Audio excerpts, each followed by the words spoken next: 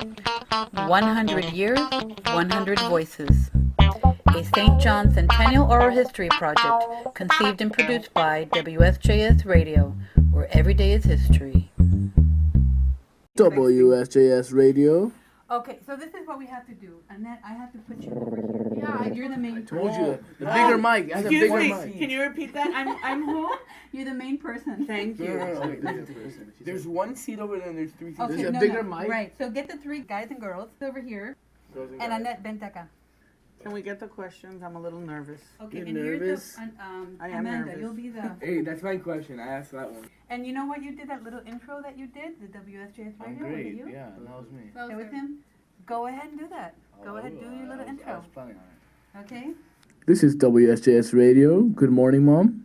Good morning, David. It's so nice to be here with all three of you. When and why did you attend St. John's School? I actually started at St. John's School when I was going to enter the 6th grade and graduated from here in 1989. Mom, what do you most remember about being a student here at St. John's? I have wonderful memories, actually, of being at St. John's. Everything was great. It became my second home, of which it still is to this day. I had wonderful teachers that some are even here today. I had wonderful friends, which I still keep to this day. Just everything about St. John's School was and is continues to be absolutely wonderful. Okay. What are your main school activities? I was really involved in extracurriculars. I was involved in student government. I was involved in community service. The Interact Club which was community service way back then. And I spent a lot of time actually here at school. I lived in the Guaynabo area, and my parents worked longer hours, so I actually spent a lot of afternoons here. So in addition to being here during the day and taking classes, I'd be here in the afternoon and help out in school and hang out with my friends here at school. Do you remember any specific event or time that you'd like to share with us? Hi, Amanda. Hi. Actually, student government, which was a student council, was really, really involved in the 80s. And Noche Puertorriqueña, which was a main event, was tons of fun. And we'd spend months before then, planning for the event. And everything would be done by the students. And it was just absolutely tons of fun. And many other activities. We'd have, I remember we had an outing in Dr. Melendez's beach house at that time. And who can forget Jorge Rivera at the barbecue flipping those burgers? I keep going back to fun because in addition to the wonderful education that we all got, school was fun. It was great to be here. It was great to be around. Tons of friends were made and great friendships that have lasted, through the years. So why is it that you decided that we would attend St. John's? Well, to me, there was absolutely no question about it. Your dad is not from Puerto Rico, so we actually did visit other schools. But we came here for a tour, and I remember Mrs. Kocher at the time gave us that tour, and I immediately felt welcome. And after here, we went and visited other schools, and as soon as we left the other schools, your father told me, Annette, you need to make it a point to go back today and fill out the 3 applications because, of course, having triplets, it wasn't as easy to make sure that spaces would be available at the time. And I immediately came here to school, filled out the applications, and I remember Evita Segarra, who was the director of admissions at the time, gave me a call and let me know that the 3 of you were accepted. It was a wonderful moment for me because I'd be coming back to St. John's, and who knew that just a year later I would actually then join the school as a school employee. Hi, Ma. Hi, Marky. How was the school different when you attended? The school was not really that different to what it is now. It was actually 25 years ago. This is my 25th anniversary since I graduated. Yes, the facilities have changed, but the inner core of St. John's remains the same. Obviously, the high level of education and what our students achieve it continues to obviously be outstanding. We have a gym. The air-conditioned gym is different. We didn't have an air-conditioned gym back then. The construction was finalized just a year before I graduated in 1988, if I'm not mistaken. While you guys were here, the 3 of you were here, that we finally got the air-conditioned and the stadium seating and all that went along with our gym. The Hurricane Center looks exactly like it did way back then, and it just brings back great memories every time I'm there. Do you still see your friends? Absolutely. I not only see them socially, but I see them obviously as parents here at school, and it's just great to all be back together at St. John's School. So next question is, which teacher has influenced your life the most?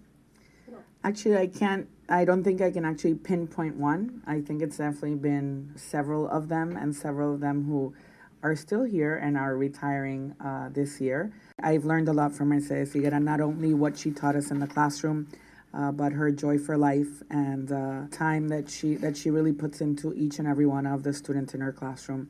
I'm specifically very thankful for her because not only did she truly make an impact on me, but also on the three of you, most especially on Amanda. I'm really grateful for that. She truly is a teacher from the heart, and I'm, again, extremely grateful for that.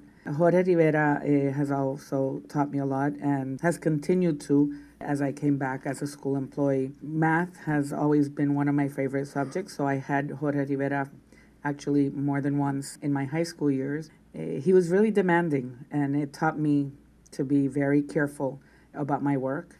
I remember he had us do a book report on a specific book, and everybody knew about this book report because there was only one copy of the book in the library, and there was about 50 of us, or maybe 40 of us, that had to write a book report on that one specific book that was in the library. So we had to use it in school. Obviously, we couldn't check it out and take it home.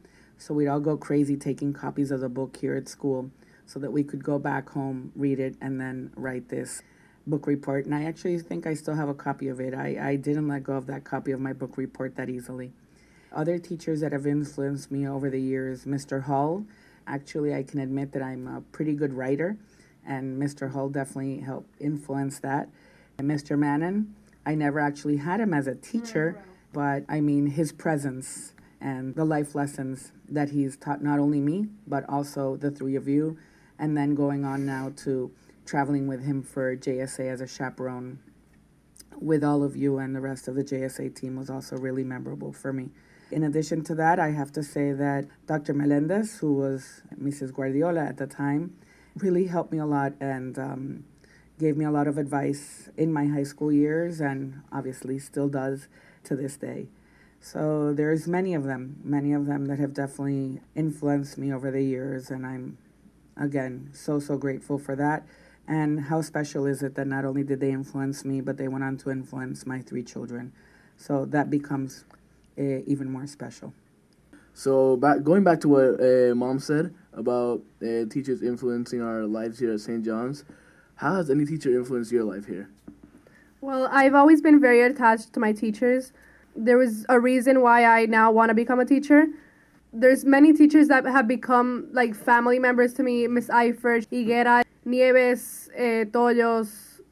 Higuera always made sure that we learn the material by giving us quizzes, and then if we got something wrong, we would take another quiz, and it was always the point not just for the grade, but for making sure that we would understand the material and get it right and just remember it, because she would go back and give us the material again a few weeks later. And another example is Eifert. I had her for 3 years for math. She makes sure that we learn the material, not just in the classroom, but stuff like life lessons inside the classroom and outside. Give me an example of one of those moments that's not a class lesson, but something that happened and she put her arm around you, pulled you over, and helped you out. For example, when I ran for student council big board president and it didn't work out, she never doubted my ability and she made me run, and Jorge was also there and he made me run for senior class president, and it eventually worked out for me because I had a great time. But they never gave up on me. She always made sure that I was at my best. She was always present. Like Higuera also, she always gave me encouraging lessons. She told me so many things that I'll never forget. In 11th grade, I was class secretary, and Nieves was the class advisor. I could always go to his classroom and talk about anything, and he would always have this lesson for me, or this, like, some random anecdote that he would just tell me, and it would just help me with anything that I was, like, going through, any problem, anything. I could just go to his classroom, spill it out. He could say anything to me, and we would just talk about life together. And that's how many teachers at St. John's are. they open their doors and you can just go into their classrooms and they're so open about anything, and they're not just there to teach you, they're there the whole process. They're there when you need them in the classroom, they're there when you need them for anything, any question, basically anything in life, they're there. So David, would you like to tell me about any teacher that has influenced you? Here at St. John's, I've had many influential teachers during my whole school career. I would start by Mrs. Lopez. She's someone who never gave up on me. Even though I was diagnosed with reading comprehension disorder in 9th grade, she was the one that told me never to give up. And she not only was a teacher for me in high school, she always gave the best advice when you were tired or hadn't done any work for school. She taught you how to get through it, do your work, and speak to other teachers to try to help you out. Miss Lopez, not only for me, but I can say the whole senior class, 2014, she served as like a voice for us. When the teachers thought we weren't doing our work, we were slacking off, Miss Lopez let them know that we were always trying our best. In 9th grade, we had Miss Erickson as a teacher, and we were reading The Kite Runner.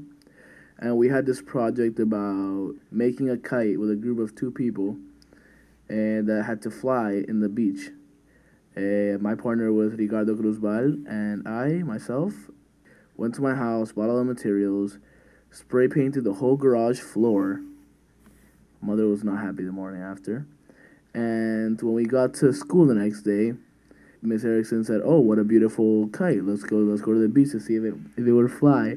He runs to the other side of the beach. I'm here with the kite. We pull it up, and the first thing the kite does is fall in the water.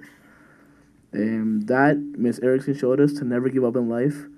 And even when the kite goes down, you should always keep your head high and try for the best. David, what is your earliest memory? My first memory here at St. John's School, first day of kinder, I was walking in. Mom had parked in the parking lot right in front of school. And as I was walking in, under this huge tree was a very big bird. And I was crossing right under it, and the bird pooped right on my shoulder. I started crying ballistically, and Mother explained to me how that was good luck and how the rest of my St. John's career was going to go great. And that's exactly how it went. So, Mark, what memories do you have in your whole sporting career here at St. John's School?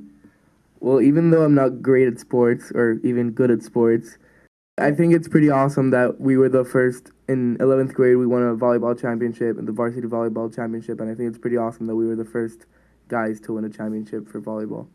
Well, I think that St. John's really prepared you for whatever you're going to do in your life, and whenever you go to college, you're always going to want to come back to St. John's and visit and say thanks to all the teachers that helped you. This is David again here in the mic. Even though we were not the most studious kids here at St. John's School, we always felt like we fit in. We always tried to do our best, not also in studies, but like they participated in school musicals, community service, sports, whatever there was to do. The Hequin family was always here to participate. I'll go back to sports. Sports really was a big thing in the Hequin family, not only Amanda being the prodigy in basketball. When we were in 4th grade, I remember we were in the basketball tryout, and we both tried our best with our friends. We go home that day, and the next day they had put up the list to see who had made it in the basketball team, and my name, David Hequin, was on it, but my brother's wasn't. I felt terrible that David and Amanda were on the basketball team and I couldn't make it, but they helped me a lot and they helped me practice for the next year, and I was able to make it the next year, and I was in the basketball team from 5th grade to 12th grade. So, hey Mom. Hey, David. So last but not least, how do you feel that St. John's School is turning 100 years old? It's amazing, and it's amazing to be able to be here at St. John's School and celebrate with all of the alumni and people that will be involved in this centennial celebration. I'm part of actually the Centennial Committee, which makes it even better. St. John's School has not only influenced the lives of my 3 children and myself, there's 15 family members that have attended St. John's School, starting with my 3 older sisters, Raquel, Marta, and Tania, going on to nieces and nephews and cousins. So St. John's School definitely has played a huge role, not only in the Hequin household, but in the Ganapolsky Wagner household. Thank you, Miss Alamo, for the opportunity to express our feelings and thoughts about the St. John's Institution. Thank you. That's Amanda. Thank you. Mark, any words? Thank you. And personally for my mother, she says thank you also. My name is David Hequin here at WSJS Radio, and I am here from the class of 2014. My name is Mark Hequin, and I am from the class of 2014. Amanda Hequin, also from the class of 2014. If you guys want any help, please contact me at 787-345-8399. Office hours at 7:30 to 8 a.m. I'll be here at Miss Alamo's room helping her out. So thank you. This has been the Hequins at WSJS Radio, and this is it.